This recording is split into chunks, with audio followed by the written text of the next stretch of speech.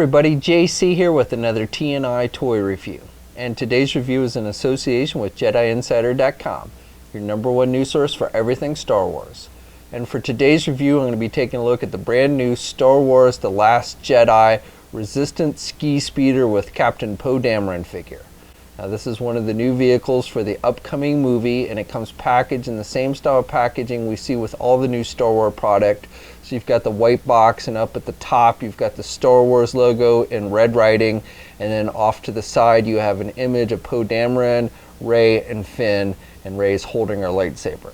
Then you've got some artwork on the front of the box showing off the ski speeder, and then down below you can see the figure in a window box type packaging.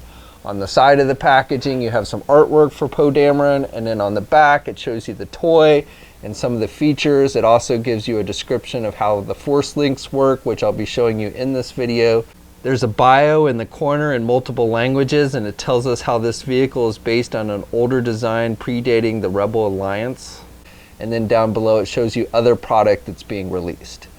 Alright, let's get this open and take a look at what's inside. Okay, so here's a look at the vehicle along with the other contents. Now first of all, let me just say a big thanks to the folks at Hasbro for sending me this so I could review it for you guys. Now this does come with an instruction sheet, so it shows you how to assemble it. There is some minor assembly required, and then it shows you how all the features and everything work. Okay, now before we get to the vehicle itself, let's first take a look at the figure that comes with it. And it's Captain Poe Dameron, and he's wearing his best Han Solo impersonation outfit. He's got the jacket with the white shirt and the dark pants and the gun holster. And he's got this little Rebel Alliance, or I guess Resistance, symbol on the side here. Now it's kind of big and it's white, and it does have some scratch marks on it. I guess it's supposed to have the scratch marks to give it that kind of worn look. But it looks a little big on the sleeve. I don't know if that's how it looks in the movie or not.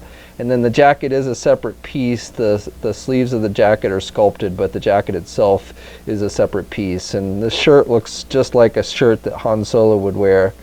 And then he's got the brown belt, and then it's almost like a charcoal colored pants, and the boots are the same color. Boots are a little glossier paint. Now this figure does only have 5 points of articulation, so you can only turn the head to the left and the right, and you can rotate the arm, and you can do the legs back and forth, but that's it for articulation. No other articulation on the figure. The head sculpt, I mean, for this kind of figure, it doesn't look too bad, but it really doesn't look much like the actor.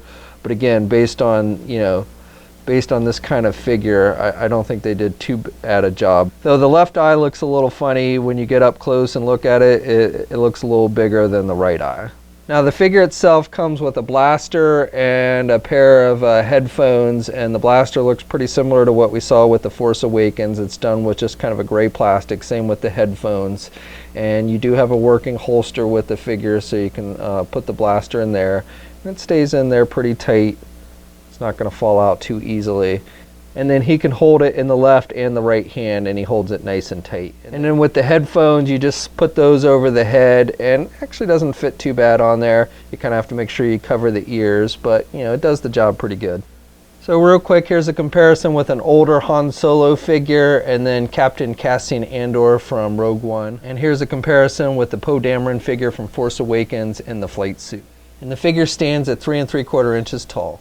Okay, so putting this thing together is really easy. All you need to do is you take this wing piece, and you've got a little hole here on the side, and you just slide it in there, and it should snap into place, and you'll hear a clicking sound. And then you've got this bottom piece, and what you want to do is there's again a hole here on the bottom, and you just slide it in.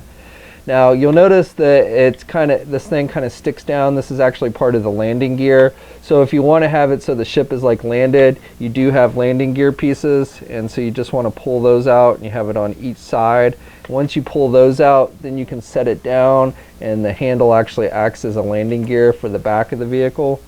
And then the final thing you can do is you can stick the missiles in there, and they just click into place.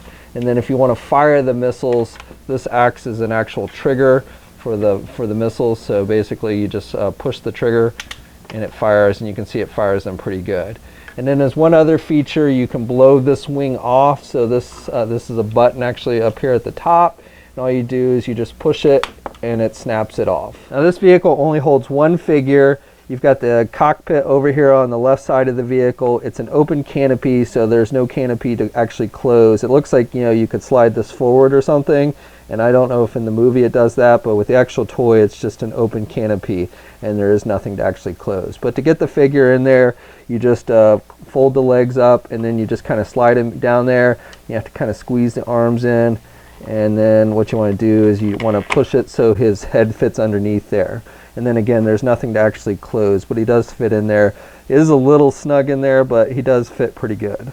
So for the vehicle itself, the detailing, it's not too bad. You do have, they've put some what looks like scratch marks here on the front, a couple on the front here and up here near the, I guess this is the engine. And the plastic is a cream plastic, and other than these scratches that they've painted on here, and you've got more on this side here and here, but otherwise it's a very clean looking plastic. And you've got some blasters here on the right wing, and you got some wiring and stuff. These are actually separate pieces. They're plastic. You've got some additional detailing on the cockpit with some more weapons. These look like some kind of blaster or something here on the side of the cockpit. And you got some wiring and stuff here on the bottom. So, and then the bottom of the vehicle itself even has some sculpting detail. Not too much, but you do have a little bit of sculpting detail on the bottom as well. And then this is made to kind of look like, to me it reminds me of like a propeller type plane. And again, this is an older vehicle that predates the Rebel Alliance and definitely kind of looks like it. Now, I don't know if these things are actually supposed to fly or if they just scoot along the ground. In the trailer, we see these briefly and it looks like they're just scooting along the ground, and they are called it's called a ski machine. So I think it basically just kind of slides. I don't think it's actually meant to fly. So this vehicle measures in width about a little over, I would say 17 inches, and height-wise, at its highest point, is just under 5 inches. Now the final feature this vehicle sports is what's called Force Link, and this is the gimmick that runs throughout all these new Star Wars toys. So in order to activate that feature, you also have to get the Force Link starter set. So this is something you actually have to buy separate. Okay, so the way this Force Link technology works, and you do again have to have this starter set, which means you basically have to have this wrist piece. This is where all the sounds originate from, is this wrist piece. And this thing does require 3 AAA batteries. You don't need batteries for the vehicle or anything, but you do need the batteries for this.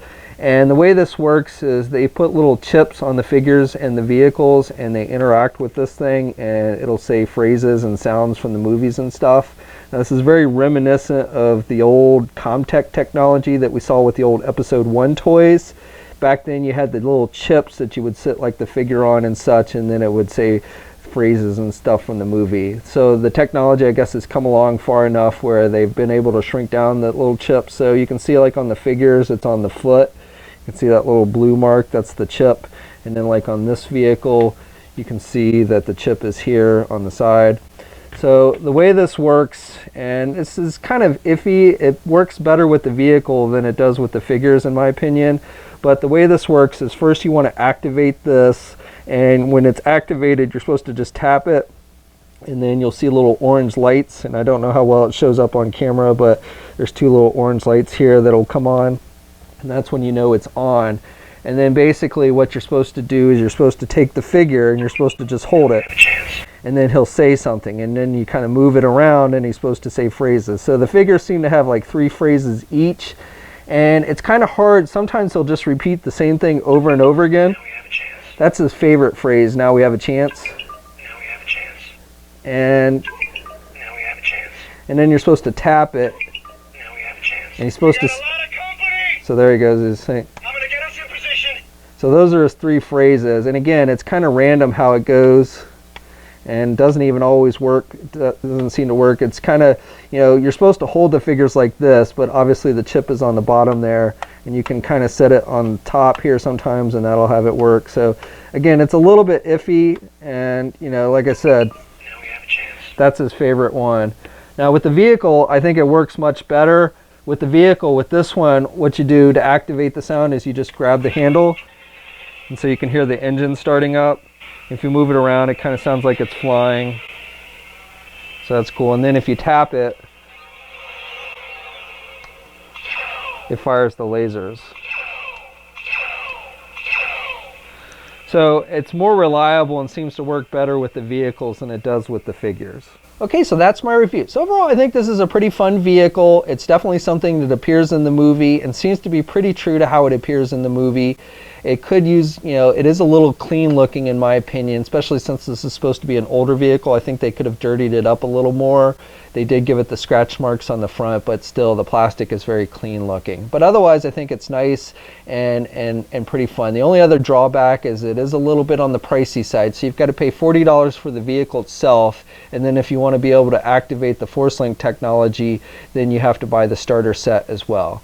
And like I said, with the Force Link, I think it definitely works better with the vehicles than it does with the actual figures. Now this set is available now. We'll have a full image gallery up at JediInsider.com. There'll be a link in the video description below. As always, leave a comment, let us know what you think. If you're so inclined, please like the video. Also, if you haven't already, please subscribe to the channel. I'd really appreciate it. And you can also follow me on my Facebook, Twitter, and Instagram accounts. I have links to those in the video description as well. And until next time, guys, I'll catch you later.